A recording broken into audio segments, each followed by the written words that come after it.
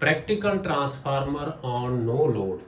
ਪਿਛਲੇ ਲੈਕਚਰ ਦੇ ਵਿੱਚ ਅਸੀਂ ਆਈਡੀਅਲ ਟਰਾਂਸਫਾਰਮਰ ਡਿਸਕਸ ਕੀਤਾ ਸੀ। Today we are going to discuss the practical transformer on no load means there is no load.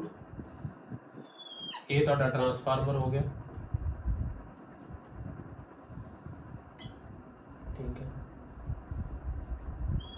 ਇਹਦੀ ਕੋਰ ਹੋ ਗਈ ਟਰਾਂਸਫਾਰਮਰ ਦੀ, ਇਹ ਪ੍ਰਾਇਮਰੀ ਵਾइंडिंग ਹੋ ਗਈ। ਇਹਨੂੰ ਵੋਲਟੇਜ V1 ਅਪਲਾਈ ਕਰਤੀ, V1 ਵੋਲਟੇਜ ਅਪਲਾਈ ਕੀਤੀ। ਇਹਦੇ ਚੋਂ ਕਰੰਟ ਫਲੋ ਕਰੇਗਾ I1। ਇੱਥੇ EMF ਇੰਡਿਊਸ ਹੋ ਗਈ E1। ਫਲਕਸ ਪ੍ਰੋਡਿਊਸ ਹੋਇਆ φ। ਫਲਕਸ ਪ੍ਰੋਡਿਊਸ ਹੋ ਕੇ ਸੈਕੰਡਰੀ ਵਾइंडिंग ਦੇ ਨਾਲ ਲਿੰਕ ਕਰ ਜੂਗਾ। ਆ ਫਲਕਸ ਦਾ ਪਾਥ ਬਣ ਗਿਆ, ਠੀਕ ਹੈ। ਇੱਥੇ ਹੈਗੀ ਤੁਹਾਡੀ ਸੈਕੰਡਰੀ ਵਾइंडिंग, ਸੈਕੰਡਰੀ ਵਾइंडिंग ਦੇ ਨਾਲ ਫਲਕਸ ਕੀ ਹੈ ਲਿੰਕ ਕਰ ਗਿਆ। ਇੱਥੇ ਜਿਹੜੀ ਵੋਲਟੇਜ ਇੰਡਿਊਸਡ ਹੋ ਗਈ E2।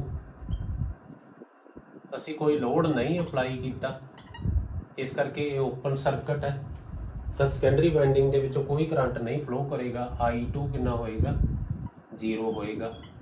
ਤੇ ਜਿਹੜੀ ਇੱਥੇ ਵੋਲਟੇਜ ਕਿੰਨੀ ਹੋਏਗੀ, V2। V2 ਕਿਹਦੇ ਬਰਾਬਰ ਹੋਏਗੀ, E2 ਦੇ ਬਰਾਬਰ ਹੋਏਗੀ। ਜਦੋਂ ਅਸੀਂ practical transformer on no load when V1 voltage is applied,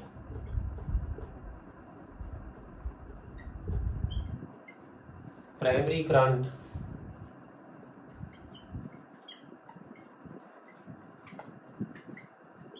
will be equal to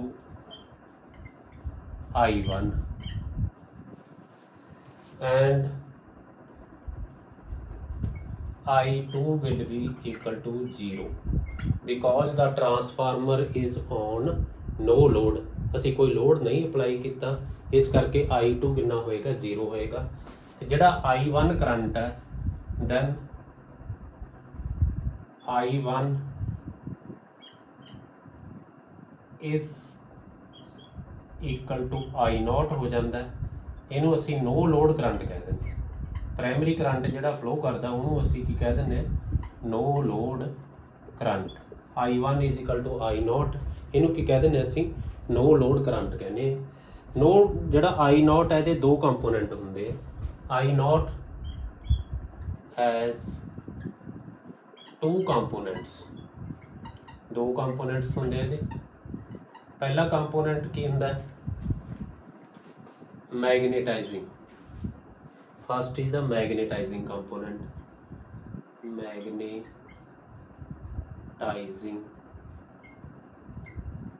component,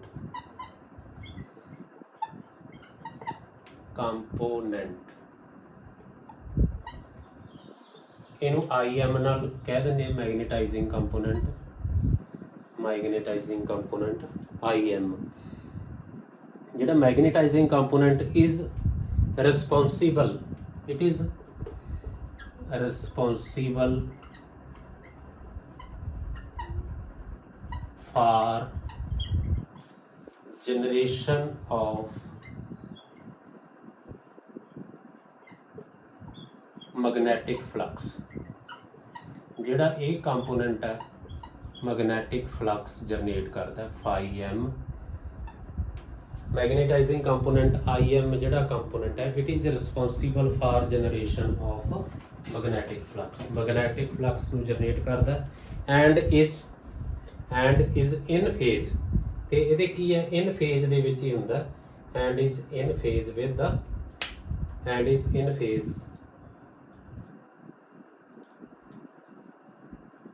with flux φm and is in phase with flux phi and is in phase flux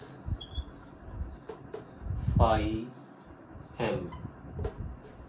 ਜਿਹੜਾ ਦੂਸਰਾ component ਹੈ ਉਹਨੂੰ ਕਹਿੰਦੇ ਆ ਅਸੀਂ Los component. ਦੂਸਰਾ component ਕਿਹੜਾ ਹੈ, ਲੌਸ ਕੰਪੋਨੈਂਟ ਹੈ। ਸੈਕਿੰਡ ਕੰਪੋਨੈਂਟ ਹੈਗਾ ਰਿਸਪੌਂਸੀਬਲ ਫਾਰ सेकंड की है IC है, responsible for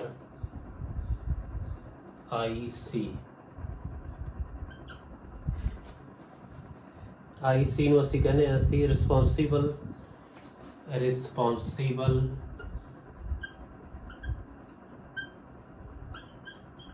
for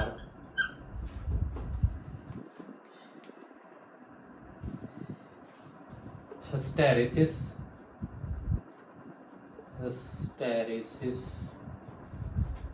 and eddy current loss। ਜਿਹੜਾ ਦੂਜਾ ਕੰਪੋਨੈਂਟ ਹੈ ਹਿਸਟੈਰਿਸਿਸ ਤੇ ਐਡੀ ਕਰੰਟ ਲਾਸ ਦੇ and is perpendicular to flux phi m। ਤੇ ਜਿਹੜਾ ਇਹ ਕੰਪੋਨੈਂਟ ਹੈ perpendicular to flux phi m ਹੁੰਦਾ। ਤਾਂ ਜਿਹੜਾ ਇੱਥੋਂ I1 ਆਇਆ, ਠੀਕ ਹੈ, I1 ਦੇ ਦੋ ਕੰਪੋਨੈਂਟ, ਇਹ ਸੀਗਾ ਤੁਹਾਡਾ I1। ਜਦੋਂ ਟਰਾਂਸਫਾਰਮਰ ਨੂੰ ਅਸੀਂ ਨੋ ਲੋਡ ਤੇ ਰੱਖਿਆ, I1 ਕਿਹਦੇ ਬਰਾਬਰ ਹੁੰਦਾ I0 ਦੇ। ਇਹਦੇ ਦੋ ਕੰਪੋਨੈਂਟ ਹੈ, ਇੱਕ ਮੈਗਨੀਟਾਈਜ਼ਿੰਗ ਕੰਪੋਨੈਂਟ, ਦੂਜਾ ਕੀ ਹੈ core loss component which is responsible for the magnetising component ਨੂੰ ਅਸੀਂ ਇੰਡਕਟੈਂਸ ਦੇ ਨਾਲ ਸ਼ੋ ਕਰ ਦਿੰਦੇ ਹਾਂ XM। ਜਿਹੜਾ ਲਾਸ ਕੰਪੋਨੈਂਟ ਹੈ ਉਹਨੂੰ ਅਸੀਂ ਰੈਜ਼ਿਸਟੈਂਸ ਦੇ ਨਾਲ ਸ਼ੋ ਕਰ ਦਿੰਦੇ ਹਾਂ। ਇਹਦੇ ਚੋਂ ਜਿਹੜਾ ਕਰੰਟ ਫਲੋ ਕਰੂਗਾ ਮੈਗਨੀਟਾਈਜ਼ਿੰਗ ਕੰਪੋਨੈਂਟ ਫਲੋ ਕਰੇਗਾ। ਇਹਦੇ ਚੋਂ ਜਿਹੜਾ ਕਰੰਟ ਫਲੋ ਕਰੇਗਾ that is your responsible for core loss component. ਕਿਹੜਾ ਕੰਪੋਨੈਂਟ ਕੋਰ ਲਾਸ ਕੰਪੋਨੈਂਟ ਵਿਚ is responsible for hysteresis and eddy current loss. ਜਿਹੜਾ component hysteresis and eddy current loss ਦੇ ਲਈ XM ਨੂੰ ਕੀ ਕਹਿੰਦੇ ਅਸੀਂ inductive reactance. XM is called inductive reactance। ਤਾਂ ਜਦੋਂ practical transformer on no load ਹੋਇਆ, ਵੋਲਟੇਜ V1 ਅਪਲਾਈ ਕੀਤੀ ਅਸੀਂ, ਇਹਦੇ ਚੋਂ ਕਰੰਟ ਫਲੋ ਕੀਤਾ I1। ਨੋ ਲੋਡ ਤੇ ਹੋਣ ਕਰਕੇ I2 ਕਿੰਨਾ ਹੋਊਗਾ 0। ਤੇ ਜਿਹੜਾ ਪ੍ਰਾਇਮਰੀ ਵਾਈਂਡਿੰਗ ਦੇ ਵਿੱਚ ਜੋ ਕਰੰਟ ਫਲੋ ਕਰੇਗਾ that is called no load current. ਉਸ ਕਰੰਟ ਨੂੰ ਕੀ ਕਹਿੰਦੇ ਅਸੀਂ ਨੋ ਲੋਡ ਕਰੰਟ ਕਹਿੰਦੇ ਆ, ਤੇ ਉਹਨੂੰ ਅਸੀਂ I0 ਨਾਲ ਡਿਨੋਟ ਕਰਦੇ ਹਾਂ। I0 ਦੇ ਕੀ ਹੈ ਦੋ ਕੰਪੋਨੈਂਟ ਹੁੰਦੇ ਆ। ਪਹਿਲਾ ਕੰਪੋਨੈਂਟ ਹੈਗਾ magnetising component IM। It is responsible for generation of magnetic flux. ਇਹ ਲੋੜੀ ਦਾ ਕੰਪੋਨੈਂਟ ਹੈ। It is responsible for generation of this magnetic flux. ਜਿਹੜਾ ਇਹ ਮੈਗਨੈਟਿਕ ਫਲਕਸ ਨੂੰ ਜਨਰੇਟ ਕਰਨ ਵਾਸਤੇ ਰਿਸਪੌਂਸੀਬਲ ਹੁੰਦਾ, ਕਿਉਂਕਿ ਇਹ ਲੋੜੀ ਦਾ ਕੰਪੋਨੈਂਟ ਹੈ, ਫਲਕਸ ਜਨਰੇਟ ਕਰਨ ਵਾਸਤੇ ਯੂਜ਼ ਕੀਤਾ ਜਾਂਦਾ। ਇਸ ਕਰਕੇ ਜਿਹੜਾ ਇਹ ਕੰਪੋਨੈਂਟ ਹੈ ਇਨ ਫੇਜ਼ ਵਿਦ ਕੀ ਹੁੰਦਾ ਫਲਕਸ ਹੁੰਦਾ। ਜਿਹੜਾ ਦੂਸਰਾ ਕੰਪੋਨੈਂਟ ਜਿਹੜਾ ਨਹੀਂ ਲੋੜੀ ਦਾ that is responsible for hysteresis and eddy current loss, ਉਹਨੂੰ ਕਹਿੰਦੇ ਕੋਰ ਲਾਸ ਕੰਪੋਨੈਂਟ। IC ਨੂੰ ਕਹਿੰਦੇ core loss component and it is perpendicular to the magnetic flux. ਇਹ perpendicular to the magnetic flux ਹੁੰਦਾ। ਤੇ I0 ਦੇ ਦੋ ਕੰਪੋਨੈਂਟ ਹੋ ਗਏ IM, ਇਹ XM ਹੋ ਗਈ, ਤੇ ਇਹ ਕੀ ਹੋ ਗਈ RC ਹੋ ਗਈ। XM ਨੂੰ ਕਹਿੰਦੇ ਅਸੀਂ inductive ਰਿਐਕਟੈਂਸ।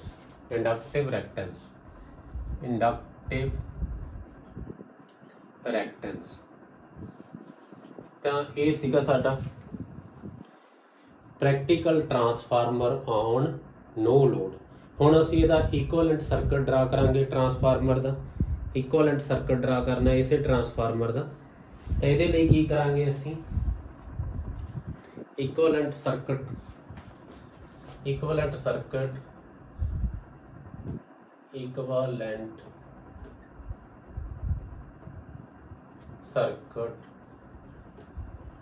of practical transformer on no load। ਤਾਂ ਅਸੀਂ ਇਹਦਾ ਇਕੁਇਵਲੈਂਟ ਸਰਕਟ ਡਰਾ ਕਰਨਾ ਇਸੇ ਸਰਕਟ ਦਾ, ਇਹ ਟਰਾਂਸਫਾਰਮਰ ਦਾ ਔਨ ਨੋ ਲੋਡ। ਤਾਂ ਇੱਥੋਂ ਅਸੀਂ ਸ਼ੁਰੂ ਕਰਾਂਗੇ। ਸਾਰਿਆਂ ਨੂੰ ਪਹਿਲਾਂ ਕੀ ਹੈ ਸਾਡਾ V1 ਡਰਾ ਕਰ ਦਈਏ ਅਸੀਂ। ਆਹ ਹੋ ਗਿਆ ਤੁਹਾਡਾ V1 ਕਰਕੇ ਕੀ ਹੈ ਪ੍ਰਾਇਮਰੀ ਵਾਈਂਡਿੰਗ ਦੇ ਵਿੱਚੋਂ ਕੀ ਫਲੋ ਕਰੂਗਾ ਕਰੰਟ I1। ਇਹ I1 ਹੋ ਗਿਆ। ਪ੍ਰਾਇਮਰੀ ਵਾਈਂਡਿੰਗ ਦੀ ਰੈਜ਼ਿਸਟੈਂਸ ਹੋਏਗੀ R1। ਇਸੇ ਤਰ੍ਹਾਂ ਇਹਦੀ ਕੋਈ ਪ੍ਰਾਇਮਰੀ ਵਾਈਂਡਿੰਗ ਦੀ ਇੰਡਕਟੈਂਸ ਹੋਏਗੀ X1। ठीक है। ये करंट कितना फ्लो किया I1, ठीक है। इस तो बाद I1 किहदे बराबर हो गया I0 दे, क्योंकि असी ट्रांसफार्मर की है ऑन नो लोड है। I0 के दो कंपोनेंट हो गए, एक की हो गया IM responsible for generation of magnetic flux, आ हो गया IM, तो इंडक्टिव रिएक्टेंस हो गई XM। दूजा जिहड़ा कंपोनेंट हो गया responsible for generation, responsible for losses, eddy current and hysteresis current loss, ये असी RC नाल ये करंट फ्लो किया IC, ठीक है। ये साडी हो गई प्राइमरी वाइंडिंग, प्राइमरी वाइंडिंग, ठीक है। प्राइमरी वाइंडिंग इत्थे जिहड़ी EMF इंड्यूस हुई -E1, ये होगी साडी सैकेंडरी वाइंडिंग।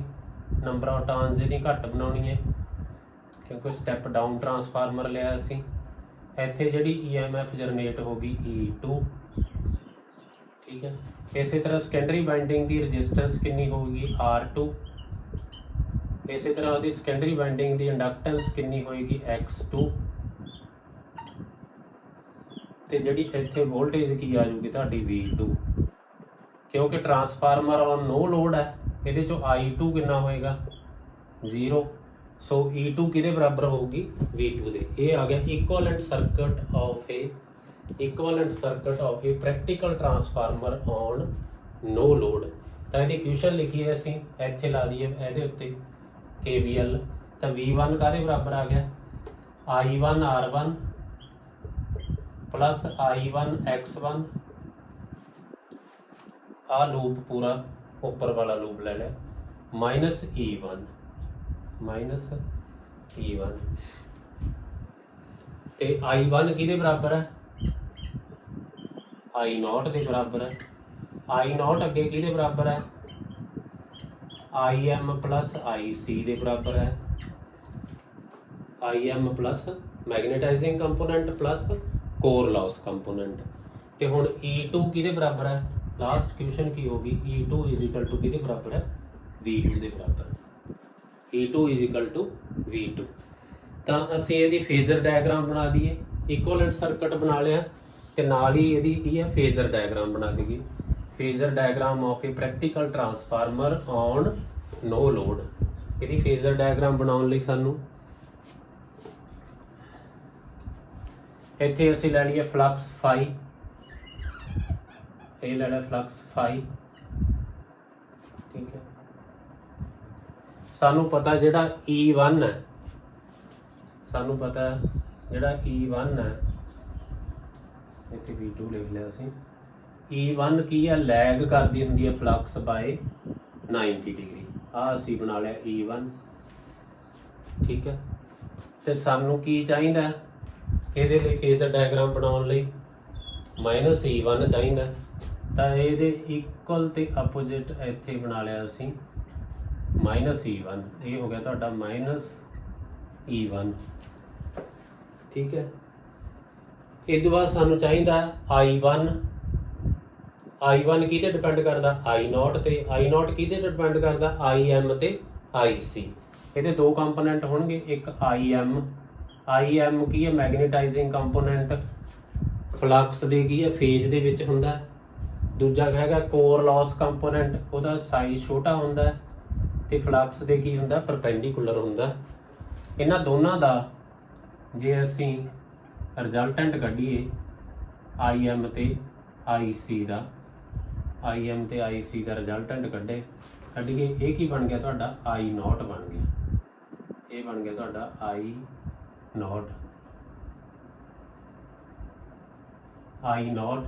I0 किहदे बराबर है I1 दे, I0 is equal to I1 दे।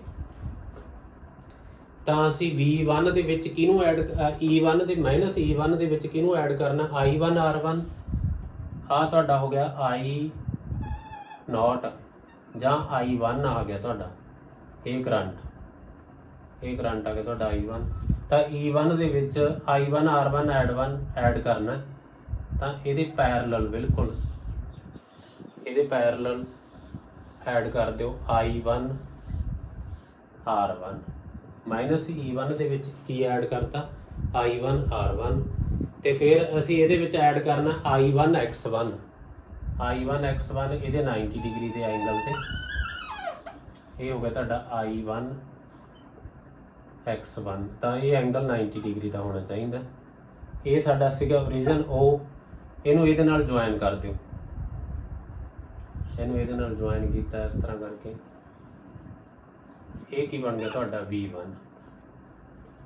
ਤਾਂ ਇਸ ਡਾਇਗਰਾਮ ਨੂੰ ਇਹ ਪ੍ਰਾਇਮਰੀ ਸਾਈਡ ਦੀ ਫੇਜ਼ਰ ਡਾਇਗਰਾਮ ਬਣ ਗਈ।